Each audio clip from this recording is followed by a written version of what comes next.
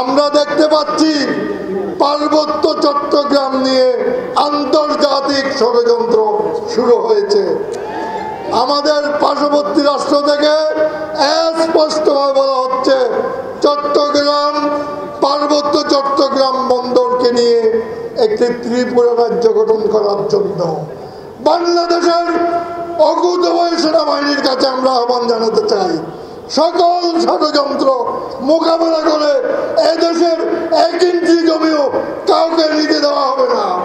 আমরা প্রস্তুত আছি, স্পষ্টভাবে বলতে চাই, স্বাধীনতা, সার্বভৌমত্ব, আঞ্চলিক অখণ্ডতার প্রশ্নে সুন্নি জোট এক বালি পরিমাণ ছাড় দেবে না ইনশাআল্লাহ।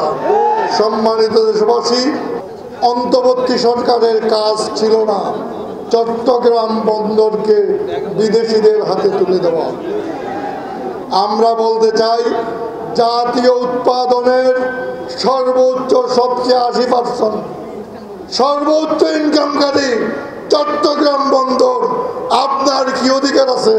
আপনি অনির্বাচিত 30 বছরের জন্য বেনিয়াদের হাতে তুলে দেবেন, এই অধিকার আপনাকে কে দিয়েছে? চট্টগ্রামের মানুষ সর্বশেষ রক্তবিন্দু দিয়ে বেনিয়াদের হাতে চট্টগ্রাম বন্দর তুলে দিতে দিবে না। পাশাপাশি 15 বছর ধরে এই দেশীয় লুটেরারা চট্টগ্রাম বন্দরকে লুটে পুটে গিয়েছে, তাদের হাতেও চট্টগ্রাম বন্দর দেওয়া যাবে না। নৌবাহিনীর তত্ত্বাবধানে চট্টগ্রাম বন্দর পরিচালনা করতে হবে। সংগ্রামী দেশবাসী, আইন শৃঙ্খলা বাহিনীর দায়িত্ব আইন শৃঙ্খলা রক্ষা করা, বিঘ্নিত করা নয়।